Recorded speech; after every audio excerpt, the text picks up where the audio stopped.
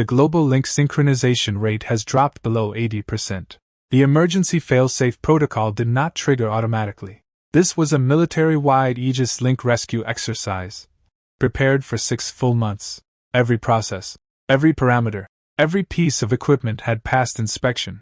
There was no reason for any sudden failure. Karen, trace the fault. Give me the results now. A cold, forceful female voice cut through all the noise in the server room. Windsor Kaler's voice was always like that, no warmth. Crisp, strict, allowing no delays. She was the project lead, a major in the military, known across the base as the Iron-Faced Judge. For 6 months, she had kept me pinned to the standard line, allowing zero margin for error. Main link has no hardware damage. The underlying architecture didn't crash. The upper scheduling parameters were passively tampered with. The fail-safe permission was locked out. The system detected a conflict and triggered a halt. Parameter tampering? Yes. Not equipment failure. Not a code bug. It was manual permission interference. I pulled the real-time logs fast. My eyes locked onto the abnormal data node. Someone used a level 2 permission to access the exercise backend 3 minutes ago, quietly modified the linkage thresholds, and directly jammed the sync link. The few operations staff nearby went silent. No one dared to speak. Everyone knew the permission hierarchy on this project was strict. Level 1 belonged to Windsor. Full control. Only 2 people held Level 2. Deputy Lead Britton Holler. And me, the technical core. I wouldn't touch my own project parameters. That left one answer. Lock the abnormal permission ID. Preserve the log evidence. Suspend all recovery operations. Windsor gave the order in a cold, steady voice. Terminate the exercise immediately. I'll go to the field dispatch point in person to verify the situation. You stay in the server room. Guard all original data. No one touches the back end. Major, the field links are chaotic right now.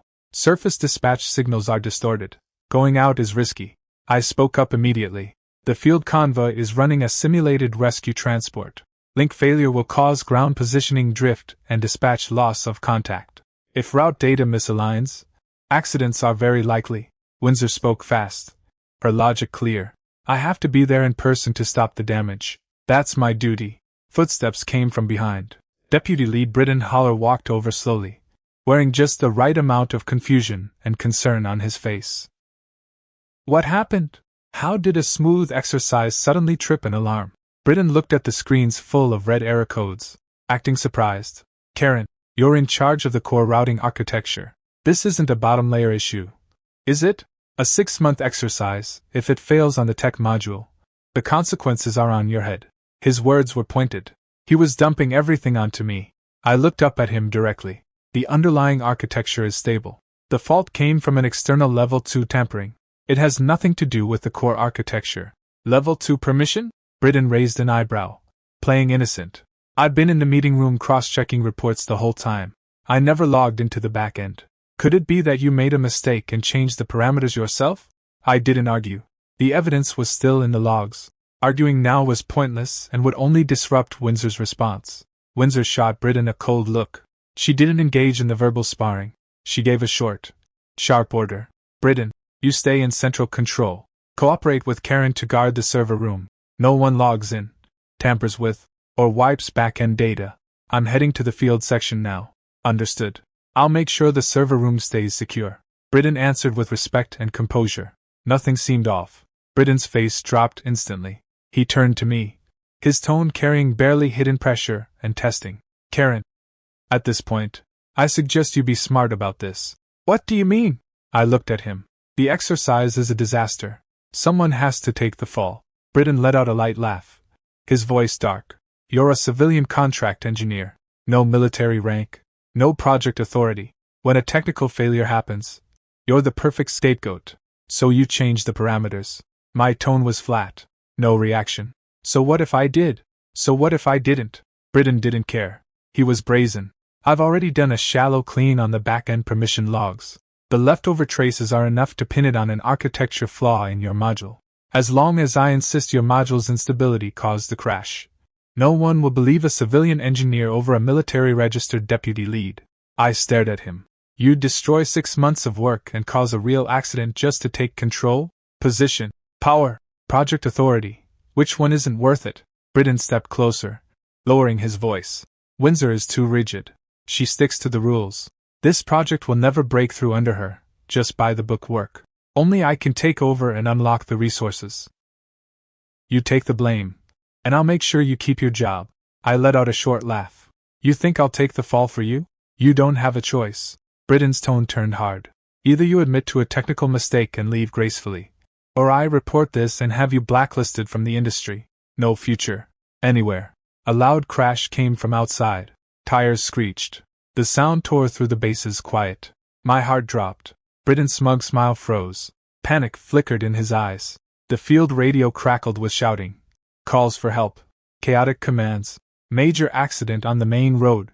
The Major's vehicle lost control and hit the barrier. Driver unconscious. Possible concussion. Call emergency now. Field signals are completely scrambled. Rescue vehicles can't get a fix on the location. Britton went pale. He stood frozen. All his arrogance was gone. I stood up fast. My eyes went cold. This wasn't just a simple system failure. It wasn't just about power plays. He tampered with the parameters and scrambled dispatch signals for one purpose from the start: to target Windsor while she was out in the field. Disconnect all secondary permissions now. Lock the entire system log. No one touches the back end. I ignored Britton, who was still frozen beside me. I grabbed the field radio off the desk and spoke fast, each word sharp. The crash was still echoing in my ears. The field channel was chaos. Voices piling on top of each other. Everyone pulling at my nerves. Britton snapped out of it. He forced himself to look steady and reached for my keyboard. Karen, don't touch the system. The accident hasn't been classified yet. Locking down the system without authorization is a violation. I flipped my wrist and knocked his hand away. My fingers flew across the keyboard. I locked every piece of back-end data in place. No room for tampering. The field team is out of contact. The lead officer is seriously injured. All system data is the only evidence. Anyone who touches it is a suspect. Britton's face went pale, then red. He raised his voice, trying to push harder. You're a civilian contract engineer. You have no authority to intervene in a military accident investigation. The priority now is restoring the system and getting the exercise back on track. Locking the data. Are you trying to hide your own mistakes? Get back on track? I turned to look at him. My gaze was ice. You tampered with the parameters and scrambled dispatch signals. The vehicle lost control because of signal misdirection. And you're talking about getting back on track? You're accusing me with no proof. Britton shot back. But his voice wavered. I'm not the only one with level 2 access. You have it too. What makes you so sure it was me? The server room door burst open. Medics rushed through the hallway with a stretcher. Their voices urgent. Victim from the main road crash is here. Major Windsor. Unconscious. Severe concussion. Taking her to the ICU now. Britton stiffened for a moment. Then he smoothed out his expression, switching to a solemn, composed look. He turned to me, his voice heavy with false concern. This is serious. We'll put our argument aside for now. With the project leader down and the system paralyzed, I have to step in as deputy lead. He reached for the locked back-end permissions. I stepped in front of the console. I didn't move. Permissions frozen. No one unlocks without the highest authorization. Highest authorization? Major Windsor is unconscious. The project is stalled. My temporary takeover is fully within regulation. Britton locked eyes with me. His tone was pure threat. Karen, know your place. You're an outside contractor. You have no project management rights. If you keep blocking me, I'll report you for obstruction and disrupting operations. Regulation? I stared back at him. You tampered with exercise parameters, caused a system failure, and indirectly triggered a field accident. That's your idea of proper duty? Nonsense, Britton barked. The parameter anomaly was a system bug, a flaw in your architecture. I'll report this to headquarters immediately and request a full investigation into your core module. He kept pushing, using rank and authority to try and crush me, to pin the blame on me. The remaining staff in the server room kept their heads down. No one dared to get involved in this standoff. Everyone assumed that once headquarters got involved, I, an outsider, would be the only one left holding the bag. A fast set of footsteps came from the hallway. Marston rushed in, his face urgent and grim. He was my partner of many years, the only one in the project willing to stand with me. He handled system maintenance and verification and knew the back end inside out. We've got a problem. The field surveillance footage has missing sections. Marston came straight to my side and spoke low and quick. 30 seconds of road signal records and dispatch logs around the crash. They'd been deep wiped. The surface traces were disguised as automatic system cleanup. A normal person wouldn't spot it. Britton's pupils shrank. He turned to Marston at once. Marston, as operations staff, shouldn't you be at your post reviewing data instead of spreading baseless rumors? Marston ignored him completely. He looked at me, confident. This was a deep permission wipe, not system auto cleanup. I can recognize the operation traces. Someone deliberately deleted the key evidence from the crash? Britton's face went dark. His voice turned icy. You two are conspiring to slander management. I'll report both of you for malicious blame shifting and disrupting project order. I held up a hand to stop Marston from saying more. I locked eyes with Britton and spoke calmly. You can wipe the surface logs, but you can't wipe the underlying routing interaction logs. My core architecture has a built-in hidden backup, independent of all level 2 permissions. Only I can access it. Britton went rigid. His composure cracked. You built a hidden backup without authorization? That violates project filing requirements. I'm fully responsible for the core architecture. Redundant backup is a standard technical safeguard. The filing rules allow for emergency mechanisms. My voice was steady, and every word was on solid ground, compared to a manager secretly changing parameters, causing an accident, and destroying evidence. My technical backup is hardly a violation.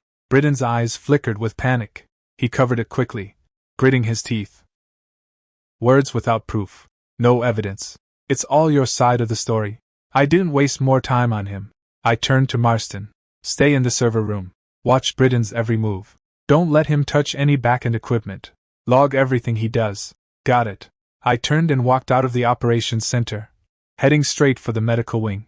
2 guards stood outside the ICU. I gave my ID and was allowed into the visitation area.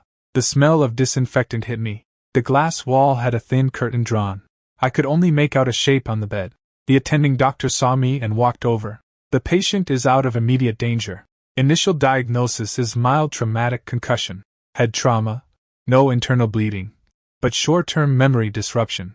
She's conscious at times, confused at others. How long will the memory disruption last? Hard to say. Some people recover in hours. Others take days. She can't be stressed. Try not to bring up high-intensity work. The doctor paused, then added softly, having family or someone close around helps with emotional stability. I nodded and pushed the door open. Windsor lay still on the bed. Bandages wrapped her head. Her usual sharp, tense expression was gone, relaxed, stripped of the Major's commanding presence. She heard the door and opened her eyes slowly. Her gaze took a moment to focus on me. I was ready to give her a work update about the exercise. Before I could speak, she raised her arm toward me. You're finally here. Her voice was soft, none of the usual command edge. She sounded like someone who'd been waiting a long time. I stopped in my tracks. I didn't react right away. Did you get held up on the way? I've been waiting for a while. Major, I'm Karen, the project technical engineer. I kept my voice low, trying to make things clear. The exercise had a system failure. You went to the field and had an accident. Do you remember that? Windsor shook her head gently. A faint confusion showed in her eyes. Then a small smile touched her lips. Of course I remember. But I don't want to talk about work. Husband. Come sit here. Husband. The word hit me. I stood frozen. I replayed what the doctor said about memory confusion. The concussion had mixed up her personal relationships. Major, you're mistaken. We're just supervisor and subordinate. How could I be mistaken? Windsor frowned slightly. Her arm stayed stretched toward me. Her voice carried a hint of hurt. Usually you're buried in code and rarely make time for me. Now that I'm hurt. You're still keeping your distance? A small noise came from outside. I glanced sideways and saw Britton at the end of the hall, watching through the glass. I didn't want to argue and upset her further. I walked to the bed and pulled up a chair. Once I sat down, Windsor relaxed. Her fingers brushed lightly against my forearm. Her trust was complete. Is it chaotic out there? I've heard a lot of noise. It makes me uneasy. Just the exercise aftermath. Don't worry. With you here, I don't need to be afraid. She looked at me seriously. I've been too hard on you before. Do you resent me for it? I didn't know how to answer. For the past 6 months, she'd rejected my proposals over and over, made me rework things all night. Everyone thought she was targeting me, being unreasonably strict. On work matters, your standards were always solid. Windsor laughed softly. The distance in her eyes was gone. I don't want to talk work. I want to hear what you think off the record. The door opened. The doctor came in with a chart. The patient needs rest. Visits shouldn't be too long. I know, Windsor answered, but her eyes stayed on me. Don't go far. Wait for me outside the ward. When I'm better, we'll talk properly. I nodded and stepped out. As soon as I closed the door, Britton came up, his face full of shock. What was that? I heard Major Windsor call you her husband? Memory disruption from the concussion. Cognitive mix-up, I answered flatly. Mix-up? Britton raised his voice. There was calculation in it. If word gets to headquarters, do you know how bad that looks? A military major with a confused mental state, mistaking a contract engineer for her spouse. What will people think? I looked at him. What are you trying to say? Here's my suggestion. Let me report to headquarters and arrange for a dedicated team to take over the investigation. Britton's voice turned smooth and coaxing. Windsor can't perform her duties right now. The project can't stay stalled. I'll take over all operations as deputy lead. If you keep pushing on the accident details, you'll just blow up a scandal that hurts everyone. The crash wasn't an accident. I'm not stopping my investigation. Britton's expression cooled. Karen, don't be foolish. Windsor's mental state is unstable. Her testimony is worthless. And that so-called backup of yours, code records alone won't prove anything against me. If you keep fighting, we'll both lose. The truth doesn't disappear just because someone tries to bury it. Don't say I didn't warn you. Britton turned and left. I pulled out my communicator and called Marston. How's the server room? Quiet. Britton tried to access the backup partition before he left, but the permission wall stopped him. Marston's voice came through the speaker. Also, I traced all network traffic around the crash time. There's an unknown data node that matches Britton's personal terminal address closely. Lock that node. Preserve everything. I looked toward the closed ward door. One more thing. Windsor's memory is scrambled. She thinks I'm her husband. A pause on the other end. That makes things a lot more complicated. Britton will use this. He will, I said quietly. And that proves he's desperate to control the project. He'll grab any leverage. This crash is too suspicious to write off as an accident. We go through the whole timeline, from the parameter tampering to now, and dig out the complete chain. What's the next step? I'm coming back to the operations center. We're pulling the raw terminal data from the crash vehicle. You check the permission login logs. Focus on Britton's records before and after the crash. 2 separate sets of evidence, cross-verified, so no one can tamper with one source. Got it. I'll start now. I ended the call and took one last look at the ward window. The room was quiet. No one knew when Windsor's full memory would return. I knew that once she was clear-headed, the softness she'd shown under the memory confusion would fade back into silence. But the priority was gathering enough proof to expose Britton's trap. If I let him take over, I'd be blamed, and the whole rescue project would fall into the wrong hands. I turned and walked fast toward the operations building. I had to get all the key evidence before the headquarters team arrived. Marston was in front of multiple screens, pulling data packets nonstop. He didn't look up when I came in. You're back. I've exported the raw vehicle terminal data. 4 minutes before the crash, an external command forced the navigation module to push wrong route updates. I went to the console and watched the code scroll. Can you trace the command source terminal? The surface address is masked, but I followed the transmission path back. The signal source is Britton's office workstation. Marston opened an encrypted file. But this trace requires multi-layer decoding. Regular investigators won't catch it. Britton is betting no one will spend that much time digging through the lower layers. He counted on Windsor going out, and the system chaos covering the signal anomaly. I tapped the timeline on the screen. Double encrypt the file. Make 2 copies. One on a local physical drive. One on my private encrypted server, already backed up. Marston turned to face me. One more thing. I checked the permission change logs for the last 6 months. Britton applied for core routing control changes multiple times. Every time, Windsor rejected it. That's why he took the risk. Footsteps came from the entrance. Britton was back. His eyes swept over every screen. You two have been pulling back-end logs. Found your so-called evidence yet? Marston sat up straight and spoke first. Deputy Lead, we're reconstructing the full failure sequence. This is standard accident investigation work.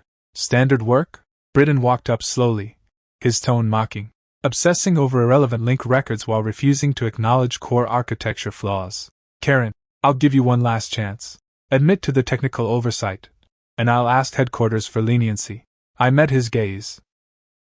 Tampering with navigation signals and causing a vehicle crash. Do you think headquarters will go easy on whoever did that? Britton's face darkened, but he kept his calm. Empty accusations. Signal chains can be faked. You two could have cooked up this evidence together. Without clear video, a string of code won't convince the panel. You wiped the road surveillance footage and thought you were safe. But you forgot vehicle terminals run independently. They're not controlled by the base's main system. I opened the parse data file. Signal receipt time, frequency, transmission path, everything matches. Britton stared at the screen. After a few seconds, he laughed. So the trace points to my workstation. So what? Multiple people can use an office terminal. I can say my account was compromised. Someone else used it. Level 2 login requires a personal dynamic key. That key stays with you at all times. Marston shot back. Base entry records show no one entered your office during the critical period. Marston, you're just a maintenance engineer. Don't overstep on management matters. Britton turned his warning tone on him. Getting involved in this won't do your career any good. Marston didn't back down. I only care about the data. I don't play favorites. Britton ignored him and refocused on me. Karen, are you determined to blow this up beyond repair? Windsor's mind is a mess. She can't back up your claims. When the panel arrives, it's your word against mine. The project stalls.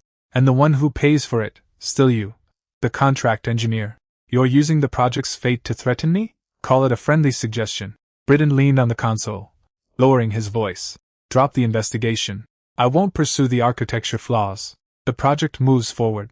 You stay as core engineer. Same pay. No strings. Push for a fight. And no one wins. You caused the failure. Tried to pin it on me. And nearly killed someone. And you want a clean slate?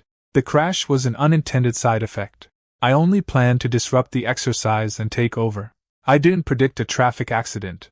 Britton said it plainly, without a hint of guilt. Things went further than I expected. I didn't want this outcome. Plotting a power grab. Treating others' safety as collateral. You didn't want this. Means nothing. Britton's face went cold. No room for negotiation. Then, fine. We'll let the panel decide. I'll prepare my materials, highlighting the architecture instability, and noting Major Windsor's cognitive issues making her statements unreliable. He turned and walked out. When the door closed, Marston frowned. He'll file a one-sided report to headquarters first and control the narrative. We need to move faster. Organize all evidence into a clear, solid case. Data trails alone aren't enough. I thought for a moment. We can prove the signal came from his terminal, but not that he personally operated it. We need more supporting leads. Where do we find that? Windsor's office. I made the call. Britton's applications were rejected 5 times in 6 months. Windsor probably kept the approval records. Those documents can prove his long-standing motive to take over the project. Entering the Major's office requires authorization. I'll go to the ward and get her permission. Even with memory issues, she still holds the highest project authority. I closed the parsing windows and confirmed the 2 encrypted copies were safe. Britton's early report would put the pressure on us. Time was short. To stand firm at the hearing, we needed motive, operation records, and the full cause and effect chain. I left the operations building and headed back to the medical wing. I didn't know if Windsor would be stable enough to cooperate, but it was the only option. When I pushed the door open, Windsor was propped against the headboard, holding a leather-bound notebook. She looked up when I came in. Her gaze was soft. Nothing like her usual official coldness. You're back. I need your permission for something. I walked to the bedside, choosing my words carefully. I need to access files in your office to gather evidence about the exercise incident. Windsor nodded and handed me her access key without hesitation. Go ahead. You can look through everything in the office. Just don't stay too long. Come back soon. I took the key. The cold metal touched my palm. I didn't know what to say. Even with her memory scrambled, she trusted me completely. Without the usual walls between superior and subordinate. I'll come back as soon as I'm done. Be careful. I left the ward and went straight to the top floor of the project building. Fingerprint and key verification passed. The door opened. Inside was neat and orderly. Files were sorted by category. I started searching for the permission approval records. In the middle cabinet, All the change requests from the past 6 months were filed. Britain had submitted 5 expansion requests. Each one had Windsor's handwritten rejection on it. Short, clear notes, all citing project security risks. I took them out one by one for scanning. When I moved the folder, a notebook slipped out from the bottom, the same one Windsor had been reading. It had no lock, no name on the cover. I didn't mean to pry, but the pages fell open. The handwriting was Windsor's. The entries weren't about work. They were about me. She noted that I stayed up late debugging code, had a bad stomach, and kept quick meals in my office. She noted that at several high-level meetings, people suggested replacing me as the core architect, and she shot them down on the spot. She noted that Britain spread rumors about my skills behind my back, and she stepped in privately multiple times to shut it down. Page after page, I finally understood. The sudden harsh standards over the past 2 years were never about making my life hard.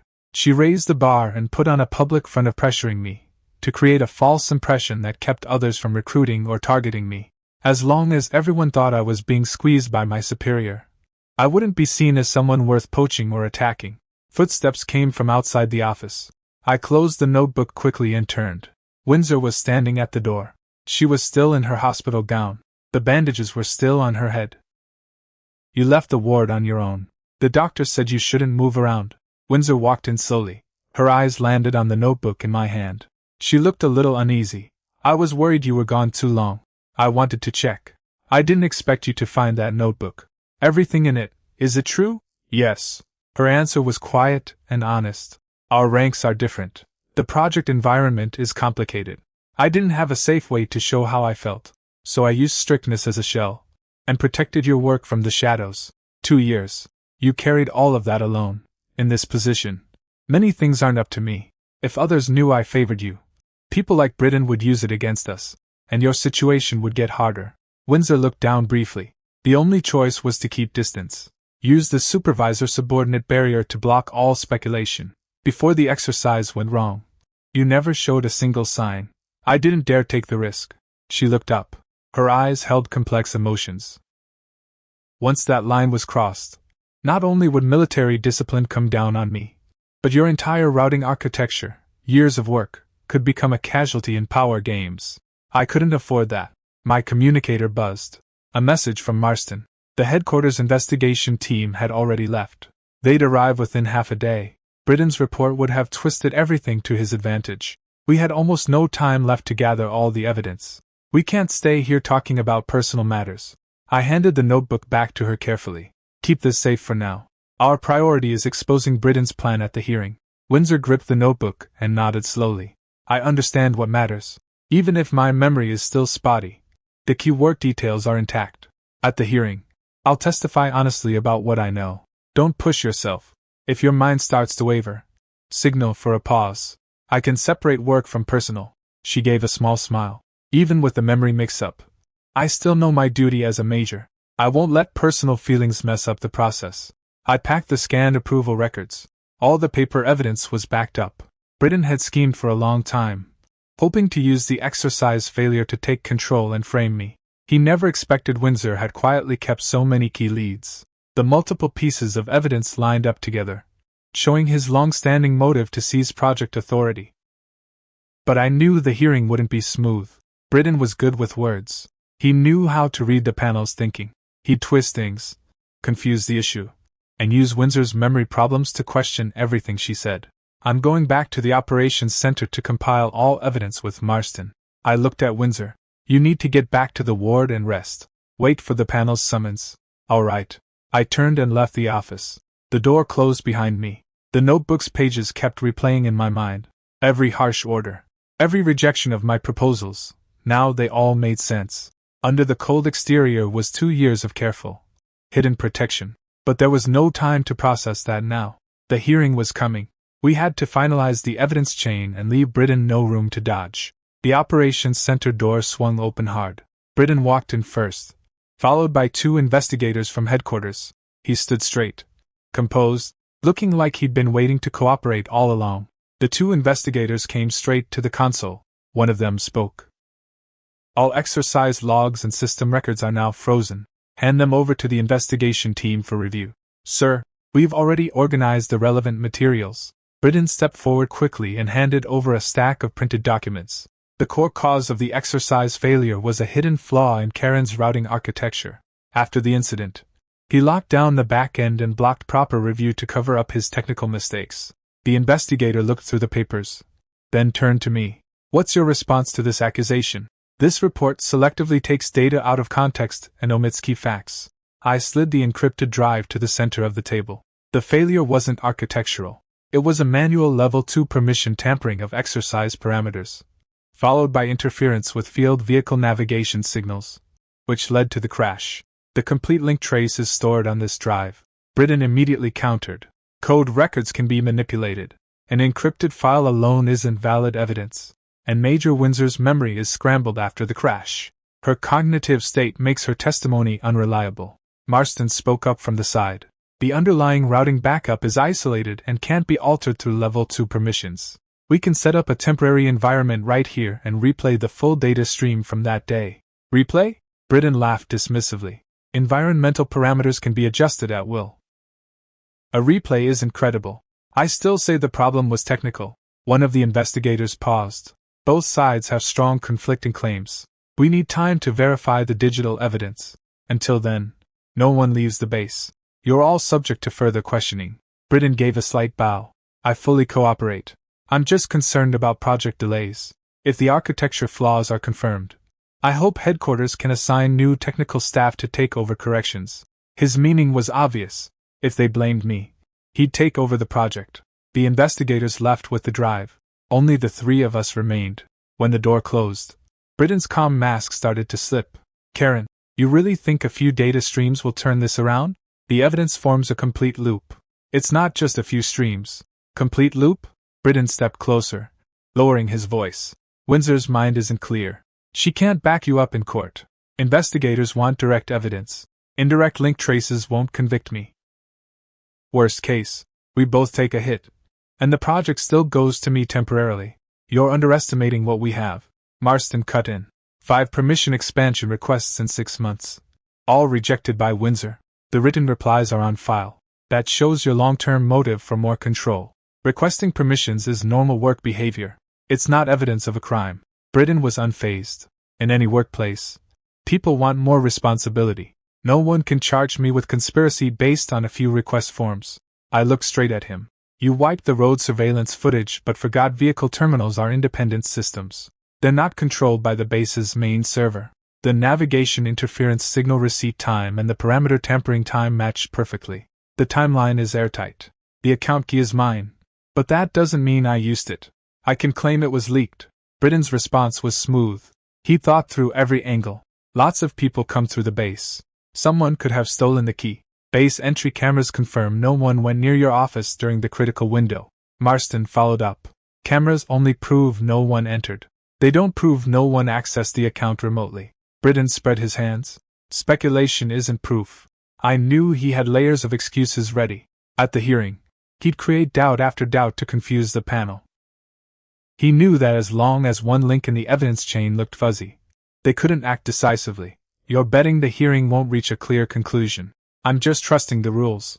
Without hard proof, no one can rule. Britton glanced at his watch. There's only one day until the formal hearing. Not much time to fill in all your gaps. Let's go back to my earlier offer. Drop it. I won't push the architecture liability. We both keep our dignity.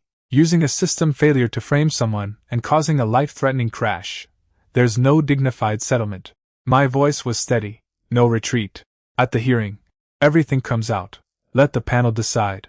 Britton's face went fully cold. If that's your choice, fine. But don't count on Windsor. Her scrambled memory will just give me more openings to poke holes in her testimony. He turned and walked out without another word. Marston looked at me, frowning. He's going to keep arguing about the evidence type. Pure data records are easy to challenge. I know his game. I picked up my communicator and called the ward. The only variable is Windsor. We have 1 day. I don't know if her memory will stabilize. Even if it doesn't, the notebook and the rejection records show Britton's ambition. Should we organize all the paper materials in chronological order? Do it now. The hearing needs a clear structure. Motive evidence first, then system tampering records, then the crash signal interference. One link after another. Don't give him room to pull them apart. Outside, the sky was getting dark. The hearing was coming. The final outcome was about to be decided. The hearing room was tense.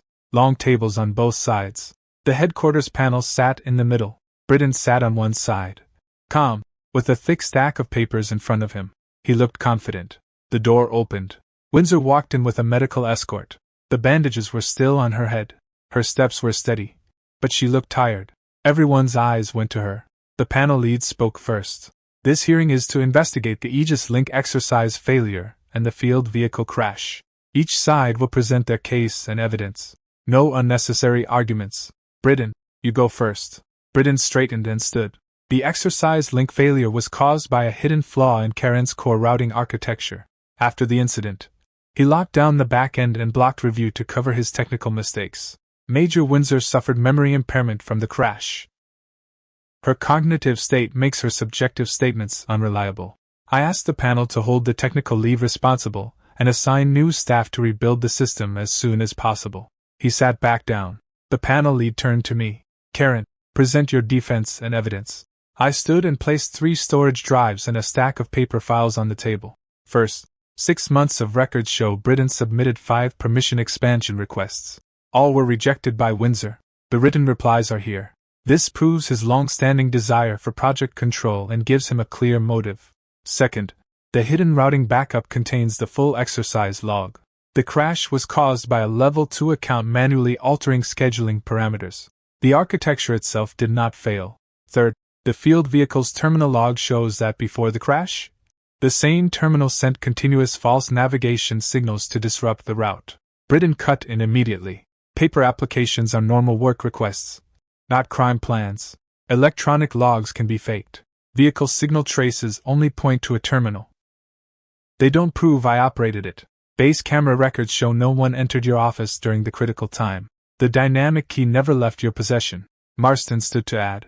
We can spin up an isolated server right now and replay the data stream. Everyone here can verify the timestamps directly. The panel members exchanged low words. Start the temporary server. Verify the data on site. The server room feed came up on the wall. Data streams projected across the screen. Timestamps, command IDs, transmission paths, all clear. The tampering commands and the navigation interference signals both came from the same account terminal. Britton's face stiffened, but he still pushed back. Even if the commands came from my account, that only proves the account was stolen. It doesn't prove I did it. Just as the deadlock set in, Windsor spoke. Her voice was clear across the room. The day before the exercise started, Britton came to me and asked to adjust core module permissions. I refused on the spot. He said that sticking to the current division of work would slow the project. Britton turned to her, his tone sharp. Major, your head injury has caused memory issues. Your testimony here isn't reliable. I know people will question my state. Windsor pulled out the leather notebook and laid it flat on the table. For 2 years, I recorded details of Britton's private attacks on Karen and his attempts to take control. I also have chat backups showing that right before the accident, he was still trying to get more project authority from me. The panel members stepped up, examined the notebook carefully, and cross-checked the online chat logs. Britton's composure began to crack. A personal notebook is just one person's record. It's not objective evidence. A single piece of evidence does have limits. The panel lead spoke slowly, but the motive records, permission request replies, system backend logs, and vehicle terminal signal records all point in the same direction. Multiple independent sources form a complete chain. With so many convergences, no other explanation is reasonable. Britton pressed his lips together. He couldn't find a way to refute. One more point, I continued. After the crash, 30 seconds of road surveillance footage was deleted. Only someone with Level 2 permission could access the surveillance backend. The permission logs show the only account logged into the surveillance system at that time was Britton's. That broke his last defense. Britton leaned forward, his eyes darting. His calm was gone. I was just clearing redundant footage. I wasn't deliberately destroying evidence. Redundant footage follows a fixed schedule. The crash section wasn't on that list. The panel lead closed the file. The facts are clear. The hearing is concluded. Britton Holler, you deliberately tampered with exercise parameters, caused system failure, destroyed surveillance evidence, attempted to frame another party to seize project control, and indirectly caused a field traffic accident. Effective immediately. All duties are suspended. You are permanently removed from the rescue project and handed over to disciplinary authorities for further action. Security stepped up beside him. Britton lowered his head. He didn't argue anymore. He stood silently and followed them out. The tension that had held the room for so long slowly eased. The panel began organizing the evidence files. Windsor turned her head. Her eyes met mine. There was something unreadable in them. The days-long struggle was over. The scheme had been exposed. But the distance between us still hadn't fully closed. The hearing ended. Everyone else filed out. Only Windsor and I remained. Sunset light came through the window. Silence pressed down over the days of noise. Medical staff waited outside to take her back to the ward for observation. Is your head worse? I broke the quiet first. My mind is clear now. All the confusion is gone. Windsor ran her fingers over the notebook's cover. I remember everything I said while my memory was mixed up. I thought I'd be too embarrassed to admit it once I recovered. You don't have to feel awkward about it. No, I want to be honest. She looked up at me, her voice steady. For 2 years, I put on a cold, strict act and pushed down how I felt. Rank difference, project risk, military rules, all of it held me back. I was afraid that if my feelings showed, not only would you be hurt, the entire rescue project would take a hit. Using pressure to protect me cost you a lot. I couldn't find a better way, Windsor said quietly. People at the top wanted that routing architecture. Some wanted to recruit you. Some wanted to push you out. As long as everyone believed we were at odds, no one would suspect personal ties between us. You could focus on the tech without distractions. If this exercise accident hadn't happened, would you have kept that up forever? Windsor paused for a moment, then nodded slowly. That was my plan. Protect the project. Protect your work. Keep my feelings behind the line. But Britton's ambition, and that crash, broke all the careful balance. When your memory was scrambled, you trusted me completely. You called me your husband. All my defenses were gone. Everything I'd held in came out. She gave a small, faint smile. After I recovered, I kept thinking. Keeping up that distance was hard on both of us. The scheme is exposed. The external threats are gone. I don't want to keep lying to myself. I looked at her. You want to cross the line between superior and subordinate? Yes. Windsor's voice carried no hesitation. Job titles are just for work. Outside the server room and meeting room, we're just people. I don't want to trap myself with cold rules anymore. And I don't want to keep pushing you away. A light knock came on the meeting room door. Marston poked his head in. Headquarters just issued the formal decision. Britton's penalties are confirmed. Also, they've approved the appointment to make you the new technical lead for the rescue system's core architecture. I took the document. Your skills earned that position. Windsor looked at the paper. I kept raising the bar so you'd be ready to step up to this level. Strict training. Silent protection. You handled all the storms alone. I put the notice aside. You don't have to do that alone anymore. So, will you cross that line with me? Windsor's gaze held steady as she waited. Yes. 2 simple words. The wall that had stood between us for 2 years fell. Work roles no longer separated us. No more forced distance. No more hiding. No fear of gossip or power fights. The project still has a lot of debugging ahead, Windsor said slowly. We still have to work together on the Aegis Link rescue system. But from now on, we don't have to keep a cold, rigid distance. Architecture optimization. Security hardening. I'll draft a full plan soon. Work side by side. And outside work. Honest with each other. We had a rescue project to protect. And now, we had each other to take care of too.